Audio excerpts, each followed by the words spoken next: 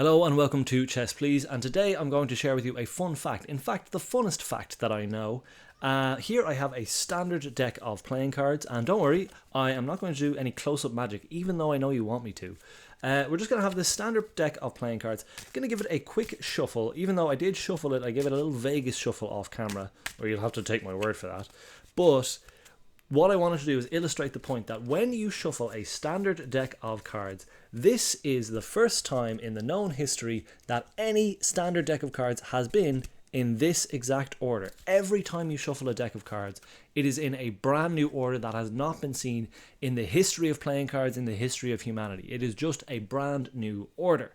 And for those of you wondering why I'm talking about playing cards on a chess channel, is because the permutation mathematics of chess blow a deck of cards out of the water. It is just baffling, and that is why I have the Shannon number up here. So this is the Shannon number, and that is a way to describe an estimation of the amount of legal games of chess that are able to be played in the world. And that number, let me see if we can even pull this up. You might not be able to see it there, but that number is 10 to the 120, 10 to the 120th power, which is basically the number 10 followed by 120 zeros. So if you think of a billion is, or 10 billion, let's say, is number 10 followed by 9 zeros, this is 10 followed by 120 zeros. So just a disgraceful amount of numbers, insofar as they estimate that number, the Shannon number, is higher than there are atoms in the observable universe. There are more chess games that can be played than there are atoms in the observable universe. And when I'm saying this, you might think that is absolute balderdash, because most of the games I play end up the same way anyway. And you're probably true. They did make a lower estimation of 10 to the 40 for like sensible games that you could play. But what I wanted to do today is show you at home, and also show me, how you can tell when a game that you've played is a unicorn, is a game that is never been played before, also known as a novelty. Novelty can mean different things at the higher level, but for this purpose we're going to talk about when the chess game that you play becomes a novelty. And weirdly, the likelihood is, unless you're playing a specific trap or a specific book opening, you're probably playing a unique game of chess every single time you play. So let's jump into a quick game and we'll have a look. I'll show you afterwards how we can see whether or not this is a unicorn game and at what point no one else played this game before. Let's jump in. Okay, so I'm going to play on lichess.org. So this is an alternate chess website if you haven't heard of this, other than chess.com. The reason I'm playing on this is this will let us know if we have a unicorn game, a game that's never been played before. I don't want to keep you fine folks all day, so we're just going to play a game of Blitz. So even we are probably going to get a unicorn pretty early doors, even though we might play an opening that has been tried and tested, like the Collie system is what I'm going to play here. So the first few games, they're going to be played. They're going to be quite commonly played, and we'll be able to see how many times they have been played on Lichess specifically. And following on from that, we'll be able to find out when we kind of departed from the herd, when we've played our own game. And it'll probably happen sooner than you might think. So we're just gonna play our game here. It's a game of Blitz, so I'm not gonna give too much like pearls of wisdom on the chess front here. But we're just trying to get to that gold mine here. Now, I have played this specific game many times because this is all just like opening prep. So we're not going to get that, as I say, that kind of unicorn at the moment. Probably the less you know an opening, the sooner you're going to get to a novelty. So we'll see when that happens. And it might not happen if we get a very specific, like, following on of the Collie system that maybe our opponent just isn't that aware of, and we get a quick checkmate. Or, as I say, maybe I'll get checkmated myself, and that will be a novelty. Not that I've been checkmated, but I've been checkmated in very, very many novel ways that no one could even dream of. I've found ways to lose. So either way it happens, it's gonna be unique. I don't think we're at that point just yet. We're 13 moves in. Generally around the 15 move mark, you've got something that has never happened before.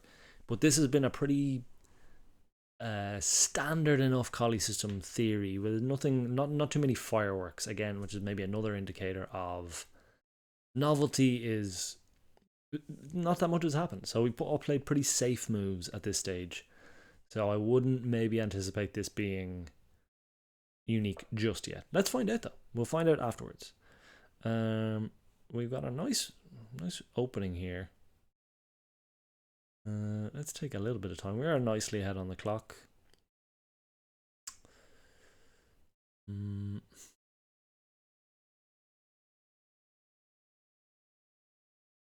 This guy's in a little bit of trouble, which often happens when you have your knights on G2 or G7 like that. You can just charge up another pawn and get roughhoused a little. We don't really need to concern ourselves with that because we can just drop back here and it's fine. But what I want to do is pop our queen here. Yeah, that's fine. Don't worry about that. That's okay, lads. You don't listen to the fella. He wants to push again. That's fine by me. Yeah, that's fine by me. We're not even going to bother. This is what we'll call an umbrella pawn. If they do decide to take there.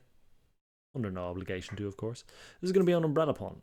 Probably not the best umbrella pawn, but basically we can just hide our king in here and they can't take their own piece. So let's crack on. Bang. What about this? This is well defended. We're doing okay. We're doing okay.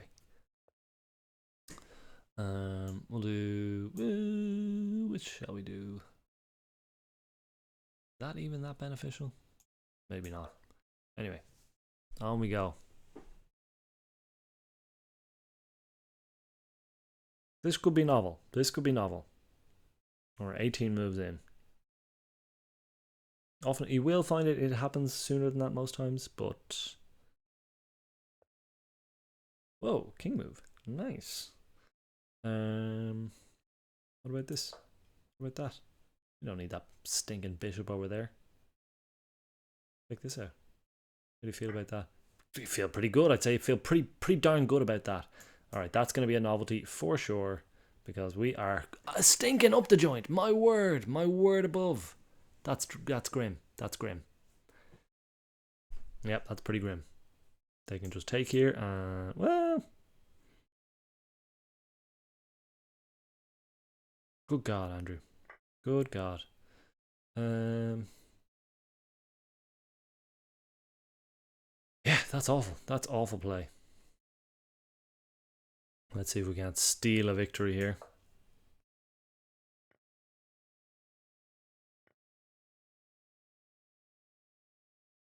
They want to watch this now. They want to watch that. They are 4 points of material ahead. We're looking like opening up a little cavity here.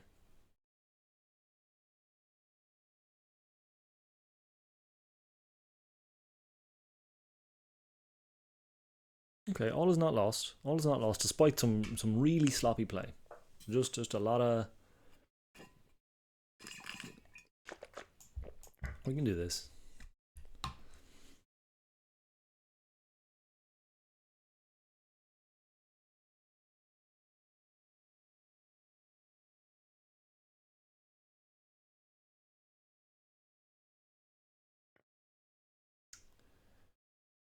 Take here. Take here. Fine. Do this.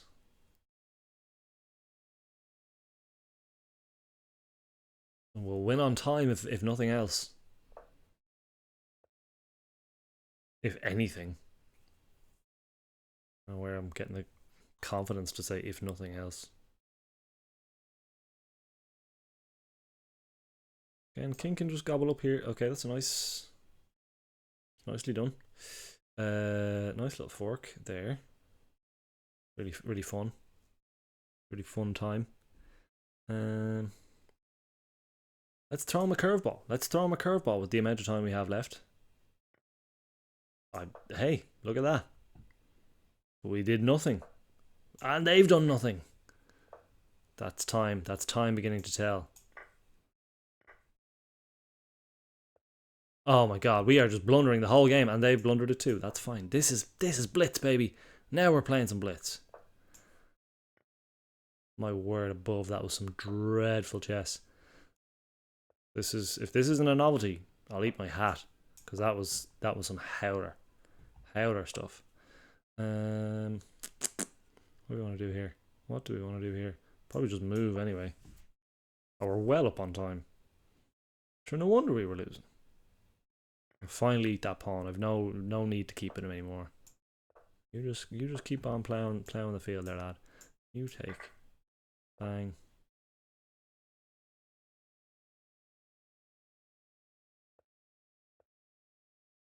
Trouble. Do this. We do that. They spotted it. That's fine. Okay, we won on time. A disgrace. A disgrace of a game. Now, let's see if anyone's ever played that poorly before. And how to do that, right? Okay, so here's how you do it. Let me even embiggen the screen here. But the first step you're going to do, you're going to click on this analysis board here. Okay, so the first thing after you click the microscope, you want to come down here and you find this book icon, which is the opening, explore, and table base. And what this is an accumulation of all of the games that have been played by move. So you'll see here, as we're looking at it here, you'll see 2.7 million games. That's not a lot of games in the kind of numbers that we were talking about at the start of the video. But because I am set on the Masters database, so this is where we look at specifically mastered games. So generally players with titles, their games go into that database. So this is a really cool resource, just in general, to understand, like, as each move happens, what do the masters play? What happens next? And you'll see that there are a ton of different options. Those options get fewer and fewer as you go through the game. But the Masters database, really, really useful. The player database depends on, it's probably not as useful, but what it does is it looks at your specific games as the colour that you're playing as, and seeing, have you been in this position before, and if so, what happened? Now, that might be useful if you're looking at a very specific opening that you want to get better at, and you want to see how you fared in the past. But what I want to show you is this Lichess database, and that is all of the games on Lichess. So if you come down here, you'll see this kind of epsilon for the total number of games that have been played on Lichess. 6.6 billion games. That's the honeypot we're after. That's where we're going to see if we have a unique game. Now, you might be saying, there's more games than are played on Lichess. This is what we have to work with, okay? If we get a unique game on here, I'm happy to say that's a snowflake game. No one's ever played that before. But the reality is, yeah, there are more games played on chess.com. There are more games played in the world, in history. But, like, it's a pretty significant sample size. I would say you don't have to go too much further than here to find a true novelty. So we'll start off with the first move. So it goes down immediately as soon as we play d4. Because of all of the other options, as soon as we play d4, which is what happened in the game, it goes down from 6.6 billion to 1.6 billion. So you can start to see how quickly this all starts to become very unique. We kick it on a few games and we come way down from the billions into the 1 million mark. So 1.1 million already. And we're only 2 moves in. Each of us have made one move, and there's only been 1.1 million games like this. What might happen, and if it comes up, great. If not, no worries. What might happen is that number might go up slightly. Even though we're playing more moves, you might think it has to come down and down and down.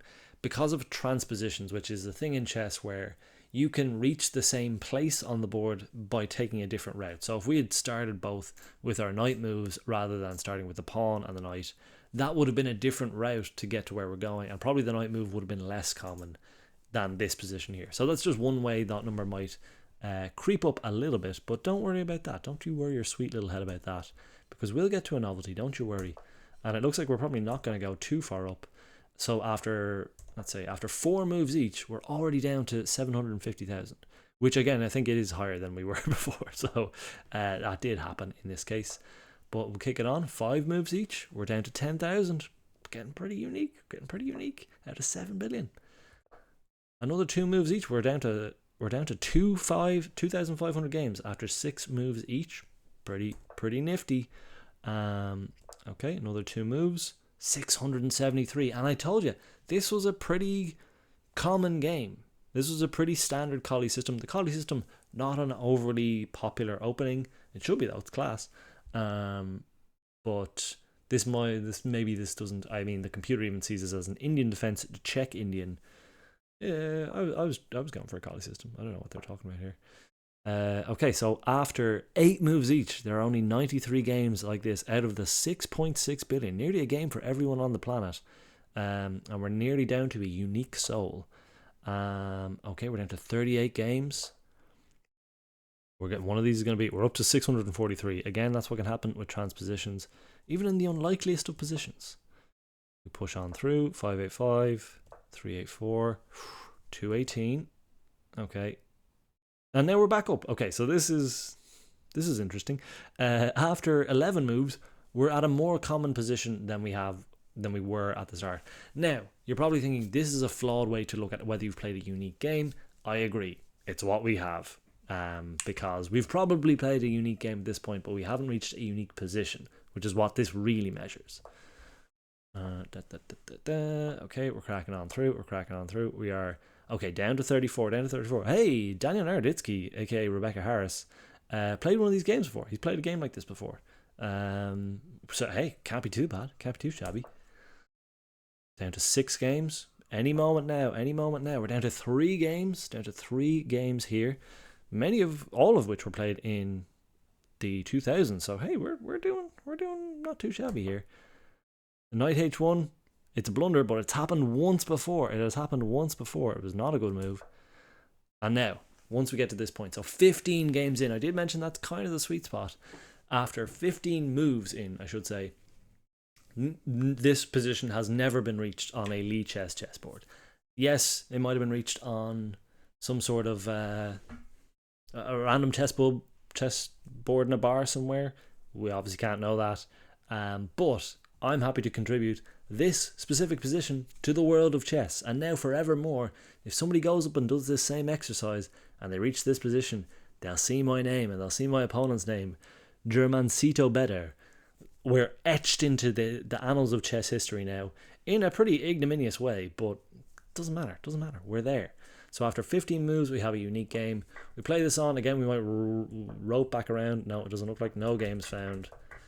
Sometimes when you clear the board of a lot of pieces, because there's just less variety with fewer pieces, you will loop back around to positions that have happened before. But none of these positions have happened before, except in our game. And eventually you reach a point of max depth, which is when Lichess basically says, this is a free website, stop plumbing our database for all you're worth.